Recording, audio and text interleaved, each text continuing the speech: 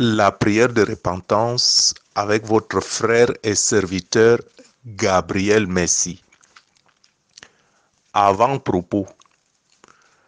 La prière de repentance est un acte de foi et de conversion, un acte de reconversion du cœur, comme il est écrit en Romains au chapitre 3, verset 10.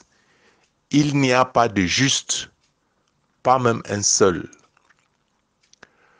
Il faut donc comprendre que la repentance, sans apporter un changement dans notre conduite ou dans notre mode de vie, ne nous apporte pas de grands bénéfices. Et pourtant, loin de sombrer dans la dépression ou dans la culpabilité, nous nous remettons à la miséricorde de Dieu, car Jésus-Christ est juste et fidèle pour nous pardonner nos iniquités. Et nous savons que tout ce que nous lui demandons par la foi nous sera accordé.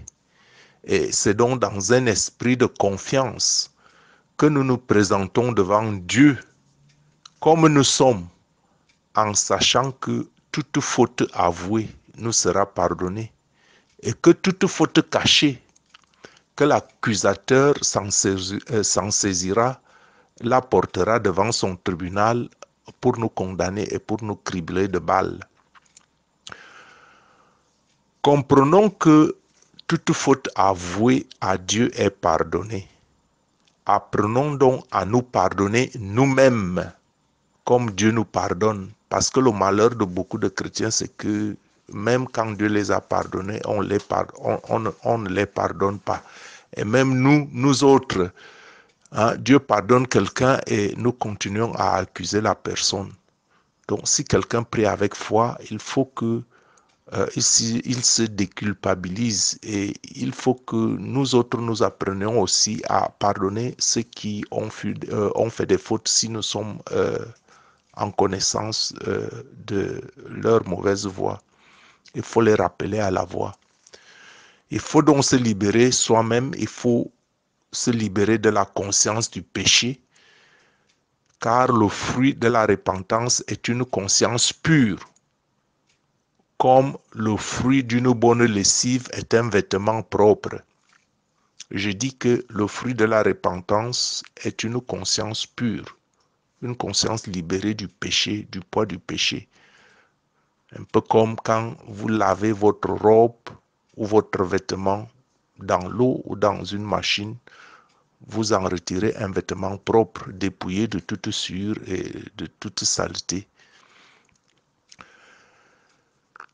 Maintenant, il faut savoir que l'idéal de la repentance est de rechercher un vêtement neuf. L'idéal de la repentance est de rechercher un vêtement neuf. Au lieu d'aller laver votre linge, si vous avez la possibilité de vous acquérir un vêtement neuf, cela est mieux. Se revêtir de sainteté au lieu de toujours demander pardon. Je dis, l'idéal est de se revêtir de sainteté au lieu de toujours demander pardon. Et c'est une quête permanente journalière. Et c'est donc dans un esprit de confiance d'un enfant que sa mère est obligée de laver que nous allons devant le Seigneur, avec la conscience qu'il nous pardonnera. Lui qui a déjà même payé le prix de toutes nos fautes, les fautes passées, les fautes présentes, les fautes à venir. Il a déjà payé le prix. Et en ce sens, donc, la repentance, c'est accepter dans la foi le prix payé. Je dis que le Seigneur a déjà payé le prix de nos fautes à la croix et que la repentance, c'est accepter dans la foi le prix payé. La repentance devient donc une arme de guerre spirituelle journalière contre l'ennemi. Saint et sauf, lavé par le sang de Jésus. Que l'honneur et la gloire reviennent à Jésus-Christ. Que le nom de Jésus-Christ soit loué. Et voici la prière proprement dite que tu réciteras après moi. Mon Dieu, Je sais que tu es bon, riche en bonté et plein d'amour pour toute ta création et plus particulièrement pour ceux qui t'invoquent. Seigneur, je te prie ici et maintenant, comme tu l'attends de ceux qui mettent leur confiance en toi, manifeste ta miséricorde envers moi, ton enfant, car le péché voit la manifestation du Saint-Esprit en moi. Tu m'as créé parfait et tu as créé ce monde merveilleux dans la perfection. À cause du péché, le monde a été corrompu et moi avec, et le monde attend ton renouveau qui a commencé par Jésus-Christ. Jésus-Christ a porté nos péchés à la croix et a brisé la puissance qui nous pousse au péché en la livrant en spectacle sur la croix, et en cela nous sommes vainqueurs par celui qui nous a aimés. Jésus-Christ qui a versé son sang pour nous. Que son sang me purifie afin que je saisisse le don du Saint-Esprit consolateur. Seigneur, apaise mon âme, car je n'ai pas toujours marché sur les traces de Jésus comme il le voudrait. Et à cause de cela, le péché me résiste. Je te l'avoue aujourd'hui, Seigneur, car mon péché est grand. Et il y en a même qui me sont inconnus. Viens à mon secours, viens au secours de ma faiblesse. Éternel, ne me punis pas dans ta colère et ne me châtie pas dans ta fureur. Je t'ai avoué ma faute, je n'ai plus caché mes torts. J'ai dit, je reconnaîtrai et confesserai mon péché devant l'Éternel.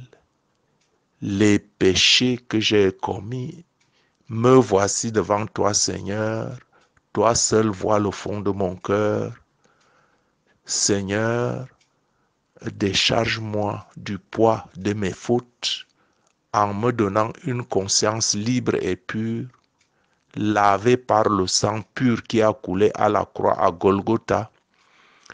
Seigneur, redresse mon cœur, donne-moi un cœur nouveau, un cœur pur, un esprit bien disposé, et mon âme reviendra à la vie sous ton regard et sous ta protection. Éternel, je cherche en toi mon refuge, et qui me donnera la sainteté pour habiter sous ta tente. Ô Éternel, qui me fera séjourner dans ta tente? Qui me donnera de demeurer sur la montagne sainte? N'est-ce pas toi, Éternel, qui me donne de marcher dans l'intégrité? Donne-moi de pratiquer la justice et dire la vérité selon les voies de Jésus-Christ.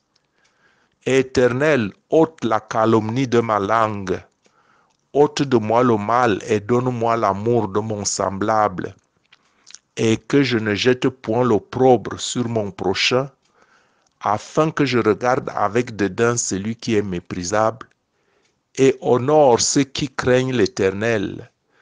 Seigneur, aide-moi à ne pas rétracter pour tenir un serment qui m'est préjudiciable. Éloigne de moi de l'avarice ou d'accabler l'innocent. Incline vers moi ton oreille, Éternel. Hâte-toi de me secourir. Sois pour moi un rocher protecteur, une forteresse où je trouve mon salut. Conduis-moi par ton esprit et sors-moi de l'engrenage et du filet que me tend le péché. Je te les ai avoués et ne te l'ai pas caché. Je ne t'ai pas caché mes péchés. Je remets mon corps, mon âme et mon esprit entre tes mains. Tu me délivreras, Éternel, Dieu de vérité, Dieu d'amour, Dieu de miséricorde, Dieu de bonté infinie. Je hais ceux qui s'attachent à de vaines idoles et je me confie en l'Éternel. Je serai par ta grâce dans l'allégresse et dans la joie, car tu vois ma misère, tu sais les angoisses de mon âme, et tu ne me livres pas aux mains de l'ennemi. Tu mettras mes pieds au large.